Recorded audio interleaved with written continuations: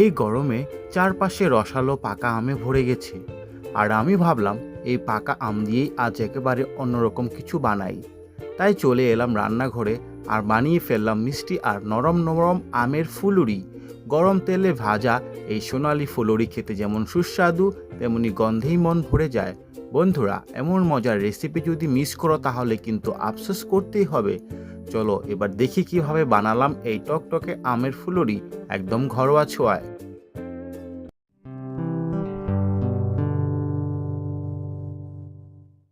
চলুন এবার দেখে নিই আমাদের আজকের এই মজাদার আমের ফুলুরি বানাতে কি কি লাগছে। নিয়েছি একটুখানি অতিরিক্ত রসালো পাকা আম, যেটা থেকে মিলবে স্বাভাবিক মিষ্টি সাদার গন্ধ। সঙ্গে নিয়েছি চিনি, ময়দা আর দু ধরনের দুধ, তরল গরুর দুধ আর গুঁড়ো দুধ, যাতে ফুলুরির টেক্সচার নরম হয় আর ঘ্রাণটাও দারুণ হয়। এই যে প্রথমেই আমরা নিয়েছি একটা রসালো পাকা আম। এখন খুব যত্ন করে এর খোসাটা ছাড়িয়ে নিচ্ছি। আহা, এই গন্ধটাই যেন গরমকালের সুখ। এই আমটাই হবে আমাদের ফুলুরির আসল তারকা, তাই তো একটু যত্ন দিতেই হয়, তাই না বন্ধুরা?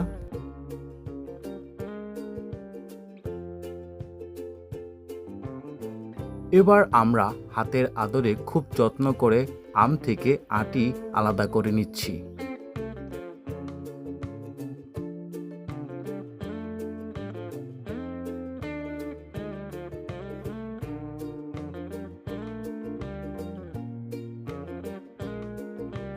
এই নরম পাকা আমের সঙ্গে আমরা একে একে যোগ করে দিচ্ছি কিছু সহজ উপকরণ। প্রথমে দিচ্ছি পরিমাণ মতো ময়দা, এরপর গুঁড়ো দুধ আর চিনি, সবশেষে একটুখানি তরল গরুর দুধ, যাতে মিশ্রণটা হয় মোলায়েম আর সুন্দরভাবে মিশে যায়।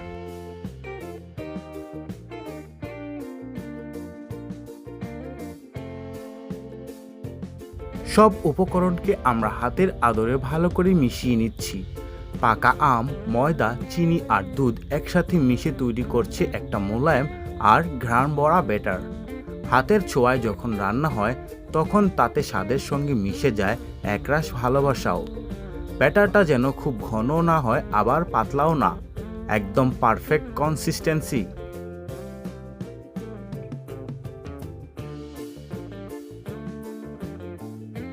দেখো বন্ধুরা, ব্যাটারটা একদম মোলায়েম আর ঘন টেক্সচারে তৈরি হয়েছে।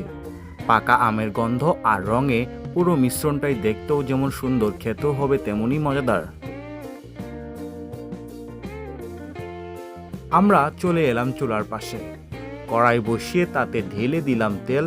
তেলটা এবার ভালোভাবে গরম হতে দিচ্ছি। ফুলুরি ভাজার জন্য তেলটা মাঝারি আঁচে ভালো করে গরম হওয়াটা খুব জরুরি।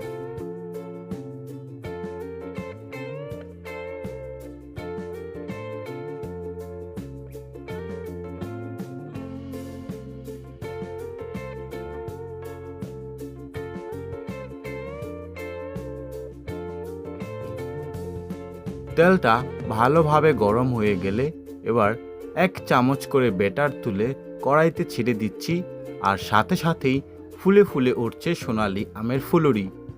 এই গন্ধটাই যেন মনকে নিয়ে যায় গ্রামের রান্নাঘরের ঘ্রাণে।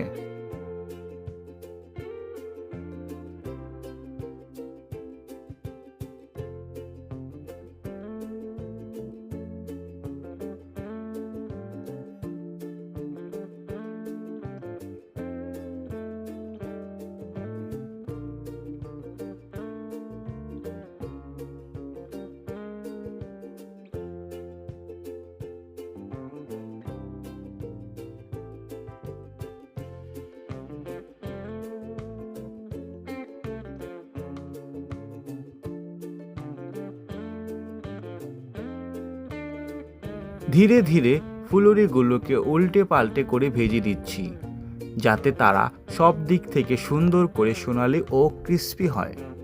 যত্নের সঙ্গে এই ভাজা প্রক্রিয়ায় ফুটে ওঠে ফুলুরির আসল স্বাদ আর গন্ধ।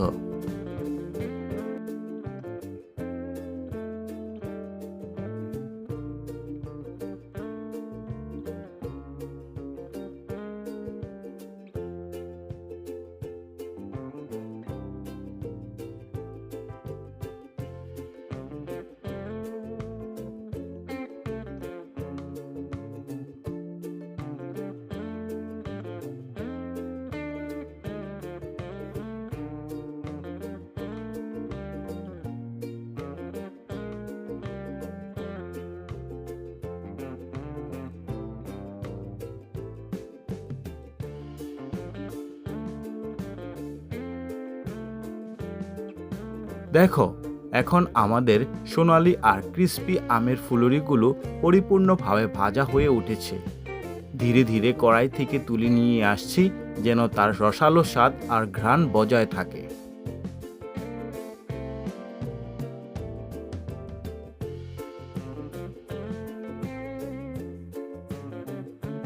চলুন এবার ব্যাটার থেকে একে একে আরও কিছু আমের ফুলুরি তৈরি করে নিই।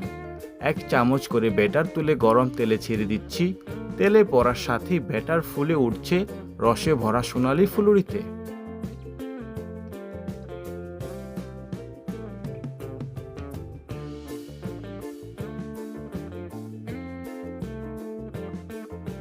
সোনালি রং পেলেই বুঝে নিতে হবে ফুলুরিগুলো একদম পারফেক্টলি ভাজা হয়ে গেছে। এবার কড়াই থেকে তুলে নিচ্ছি গরম গরম মিষ্টি গন্ধে ভরপুর আমাদের স্পেশাল আমের ফুলুরি। দেখো বন্ধুরা, এভাবেই খুব সহজে আর স্বাদে ভরপুর পাকা আম দিয়ে তৈরি করে ফেললাম গরম গরম আমের ফুলুরি। বাইরে ক্রিস্পি, ভেতরে নরম আর মিষ্টি, প্রতিটা কামড়ে যেন আমের ঘ্রাণে মন ভরে যায়। ঘরে পাকা আম থাকলে তোমরাও একবার ট্রাই করে দেখতে পারো এই অসাধারণ স্বাদের পিঠা।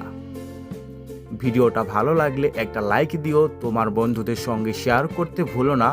আর এমন ঘরোয়া স্বাদের নতুন নতুন রেসিপির জন্য চ্যানেলটা সাবস্ক্রাইব করে পাশে থাকো। দেখা হবে পরের রান্নায়, ততক্ষণ ভালো থেকো, সুস্থ থেকো আর ঘরোয়া খাবারে মন ভরাও।